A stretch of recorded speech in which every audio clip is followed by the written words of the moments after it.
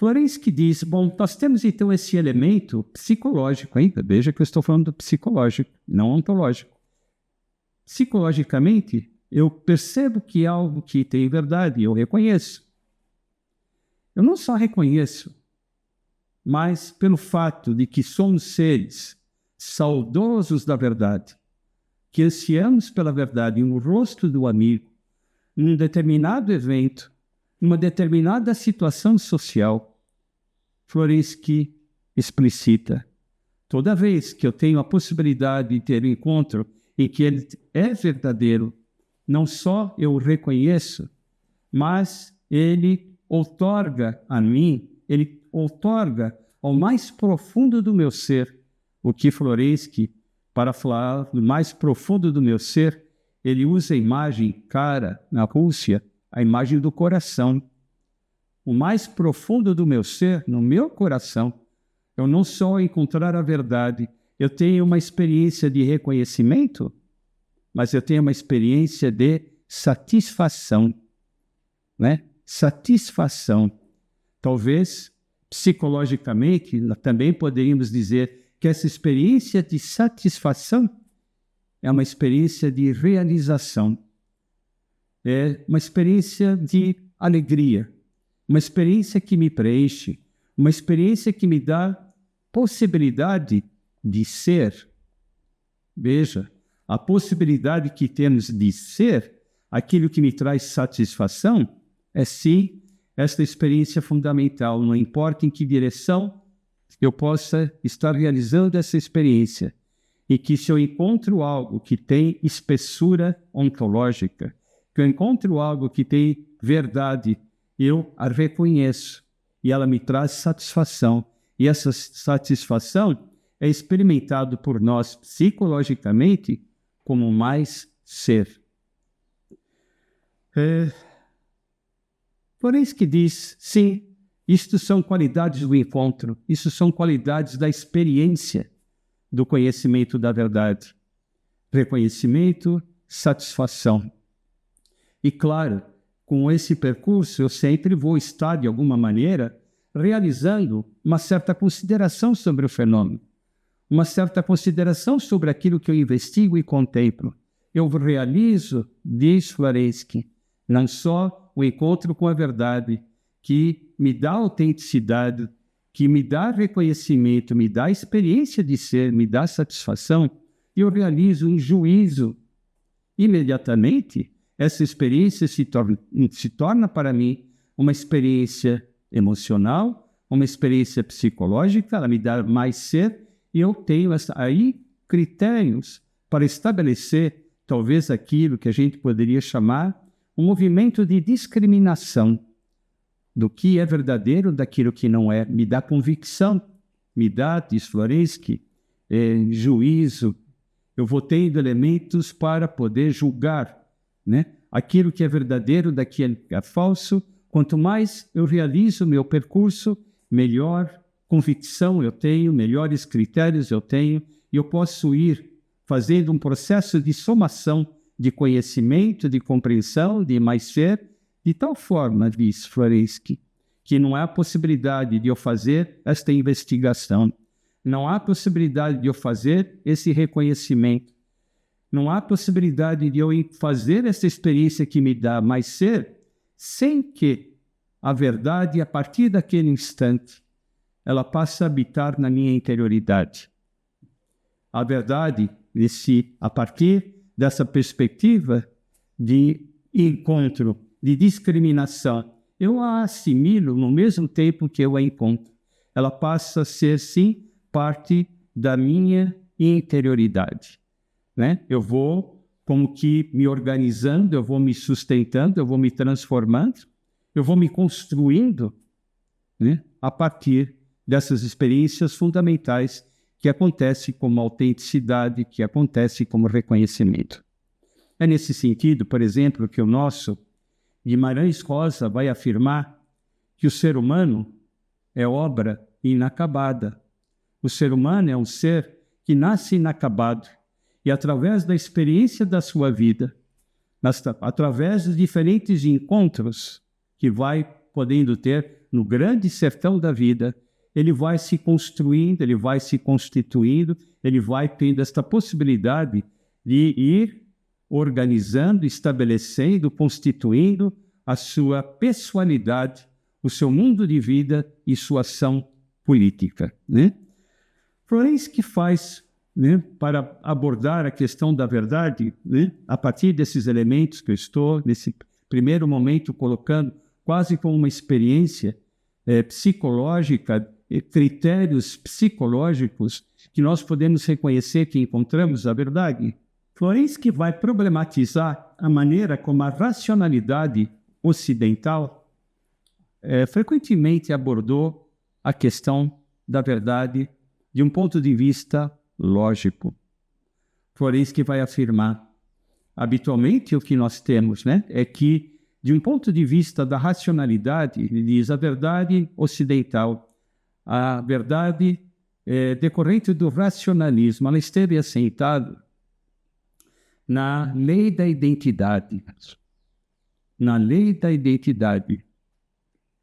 Se algo é verdadeiro, A é igual a A. A é igual a A. É igual a 1. A lei da identidade. A racionalidade, né, não admite paradoxos. A racionalidade não admite antinomias. Trabalha sempre com verdades, proposições que estão assentadas nessa lei da identidade. A é igual a A. Né? A é igual a A e A é diferente de B. 1 é igual a 1 e 1 é diferente de 2. Esta é a dimensão racionalista, esta é a dimensão de acesso à realidade e uma lógica, né, da identidade. Mas Florensky diz, cuidado, né? Esta perspectiva lógica é igual a A é diferente de B, ele diz, esta é a ética da morte. Esta é a ética da morte.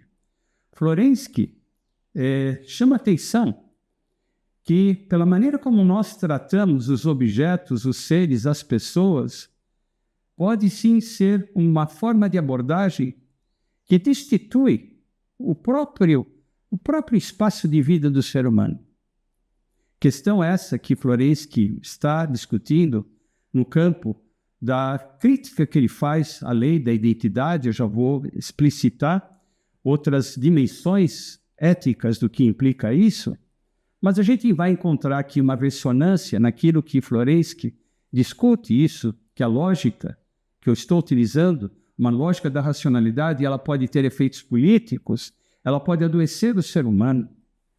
E eu gostaria aqui de lembrar também dessa outra pensadora, Edith Stein, que em seu livro A Estrutura da Pessoa Humana, escreve um dos prefácios mais lúcidos que eu já li.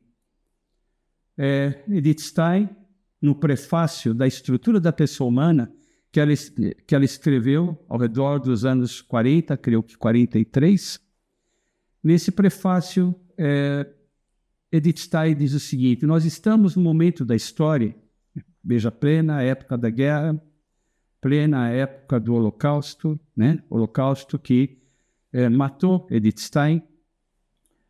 Edith Stein diz, estamos num momento histórico que já temos, sim, toda uma bagagem intelectual e podemos perceber já nesse momento histórico que determinadas concepções antropológicas decorrentes das diferentes teorias presentes na educação, presentes, né, na maneira como se trata o ser humano, esses lugares epistemológicos levam, assim, a um adoecimento da condição humana, né? E é nessa perspectiva que Edith Stein, reconhecendo que as diferentes modalidades, as diferentes teorias pedagógicas, elas podem adoecer o ser humano, é que ela decide, a partir da fenomenologia, escrever a estrutura da pessoa humana, contendo em vista essa possibilidade de apresentar o ser humano sem reducionismo, mas abraçando a complexidade do ser humano de tal modo que se pudesse ter uma compreensão antropológica mais favorável possível à condição humana, que pudesse, de algum modo, ser uma preservação, uma sanação da condição humana. Perspectiva essa, abraçada por diferentes autores naquele momento histórico. Florenski, então, está também criticando a lógica da identidade que tanto aceitou o racionalismo, Por isso que ele vai afirmar A igual a A diferente de B é a lógica da morte. É a lógica da morte. É a lógica da morte, ele diz, veja o que isso significa do ponto de vista da experiência humana, ele diz. O que isso significa do ponto de vista da experiência humana? Flávio é diferente de Antônio, e Antônio é diferente de Maria. Esta perspectiva que marca a diferença, perspectiva que, frequentemente, mesmo no mundo contemporâneo, nós vamos ter um certo reconhecimento da importância do reconhecimento da alteridade, o outro como outro. João é diferente de Antônio, Antônio é diferente de Pedro, sim. Mas se eu permaneço nesta perspectiva só de alteridade, diz Florenski, essa perspectiva é a perspectiva da morte, porque nessa perspectiva, se A é diferente de B, João é diferente de Antônio, em nenhum momento eu visto os sapatos do Antônio, eu visto os sapatos do João. Diz Florenski, a grande questão lógica, a grande questão que acessa a verdade é a dimensão do paradoxo. Porque se eu sou diferente de Antônio, em uma determinada perspectiva, eu sou diferente de Antônio, mas ao mesmo tempo eu sou semelhante, eu sou igual a Antônio, na medida que nós tratamos, na medida que nós vivemos, situações que nos afetam igualmente. O meu eu, é também o outro. Esta é a perspectiva fundamental ética que Florenski está procurando explicitar e aceitar. Por isso que Florenski diz, se pensamos em termos de ética, é fundamental perceber que aquele que é diferente de mim é um outro eu. Aquele que é diferente de mim compartilha a minha experiência de vida, compartilha as mesmas dores. É a partir desse ponto que, nos meus escritos, eu comecei a defender, como elemento fundamental da situação clínica, o que eu denominei de comunidade de destino. Estou diante de alguém. Esta pessoa tem a sua biografia. Esta pessoa tem o seu sofrimento. Ela nos busca para encontrar algum tipo de ajuda. O sofrimento dela tem uma singularidade decorrente da sua história e do lugar sociocultural ao qual ela pertence. Mas eu tenho que escutá-la não só como sendo um outro ser humano, para que essa escuta ela seja efetiva, que ela possa verdadeiramente contemplar as diferentes necessidades, que eu chamaria de necessidades éticas, necessidades de ser reconhecida, necessidade de ter a sua singularidade vista pelo outro, necessidade de poder viver como elemento fundamental da condição humana, o comunitário. O comunitário só é possível ser vivido quando eu percebo que o outro também sou eu, que o sofrimento do outro é também o meu sofrimento, claro, colocado de uma forma distinta pela singularidade, colocado de uma forma distinta, não, pelo contexto sociocultural, mas sem esta dimensão paradoxal, onde o outro é o outro, mas é também uma apresentação de mim mesmo, o meu eu aparecendo como tu. Eu perco esta dimensão comunitária, eu perco esta dimensão em que, de alguma maneira, estamos enraizados naquilo que Winnicott denominava de a natureza humana, a condição humana, dizia Hannah Arendt. A perspectiva, então, para Florenski, não só no campo da ética, mas em qualquer tipo de investigação, rompendo com qualquer acesso da realidade abstrata, racional, que cria esses abismos entre eu e a natureza, entre eu e o outro, entre eu e a coisa, entre eu e o animal. Abismos que impedem a experiência de amizade, a experiência de comunidade de destino, a experiência de revelação do ser, que é do outro, que é da natureza, mas na qual eu também sou implicado, né? E também acontece em mim, né? Esta perspectiva, então, demanda, Floresky, que possamos ter em relação a qualquer fenômeno, né? Tenhamos essa compreensão que o acesso fundamental à verdade é sempre paradoxal. É sempre paradoxal, né? Não, na lei da identidade e da racionalidade, é sempre paradoxal. É por essa razão que eu sempre defendi, continuo defendendo, a importância de se compreender o ser humano antropologicamente, a importância de se compreender a situação clínica, sempre pelo vértice paradoxal. É nesse sentido que também podemos encontrar no campo da psicanálise esse outro autor que também colocou como contribuição fundamental nas suas considerações sobre o ser humano a dimensão do paradoxo, que é Donald Winnicott. Um dos diferenciais de Donald Winnicott em relação aos seus companheiros de psicanálise, né? Que eu acho muito importante o Winnicott é exatamente esta possibilidade de ele ter reconhecido a importância de se abordar o ser humano, de se abordar o fenômeno humano como elemento paradoxal. A própria noção de Winnicott de objeto transicional é noção paradoxal, diz ele. Uma criança tem um ursinho que ela carrega de um lado para o outro, objeto, né, que para ela é um objeto transicional, um objeto que dá a ela a possibilidade dela ir, de alguma maneira, né, modulando a experiência de separação da mãe, diz Winnicott. Esse objeto, sim, podemos dizer que ele pode representar a criança. Podemos dizer que ele representa a mãe. Mas diz Winnicott, não é isso que é importante. O importante é que esse objeto é a criança e é a mãe, e é o momento cultural, é o fenômeno cultural propriamente dito. Por isso que ele diz, o importante não é que ele represente, o importante é que a criança possa ter com ele o uso, a experiência, e como lugar de paradoxo. Por isso que Winnicott vai colocar como posição importantíssima do ponto de vista do cuidado com o ser humano, do cuidado clínico. O paradoxo não se resolve, se aceita, se contempla. É nessa perspectiva, então, que Floresky trata a questão de acesso à verdade, que nunca pode ser por uma lógica da identitária, né? Mas uma lógica, sim, que ela é sempre paradoxal, né? Todo o texto de Floresky, isto é um desafio para todos nós que fomos muito formados pelo racionalismo, é um texto que está continuamente assentado na dimensão do paradoxo. E precisamos nos acostumar a tratar dos fenômenos nessa perspectiva, né? Um tópico também importante, diz Floresky, como que acessamos a verdade? De que maneira podemos abordar a experiência da verdade, né?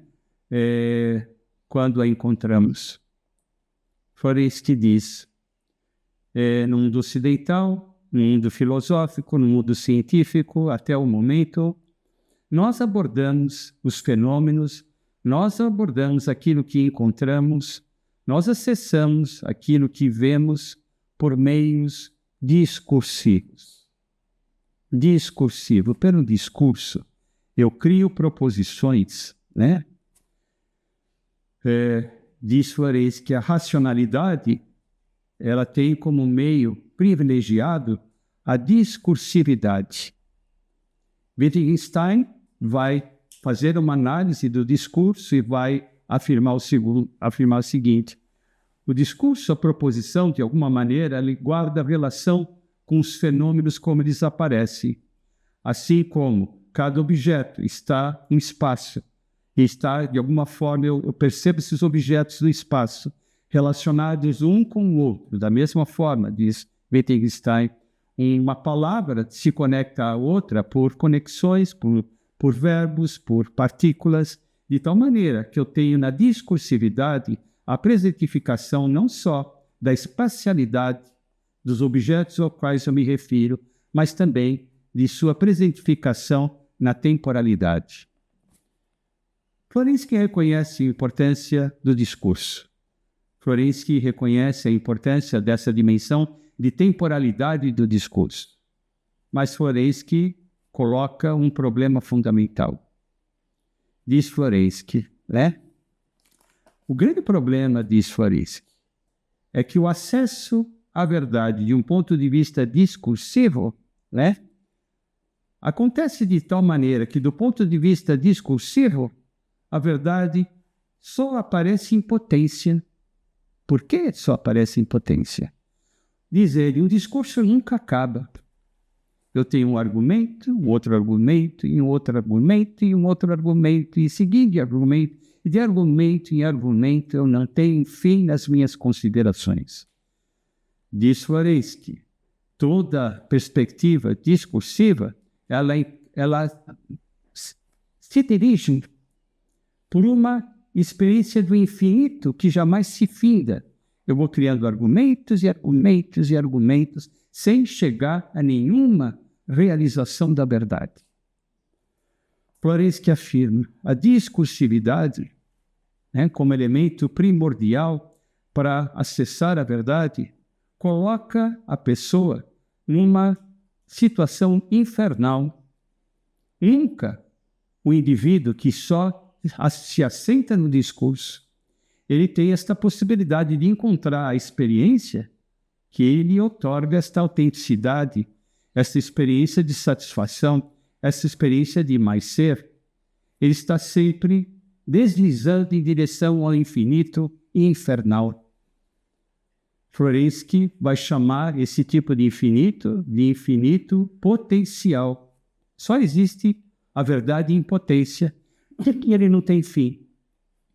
Florensky aponta a discursividade só como acesso à verdade, porque sempre a verdade só existe em potência.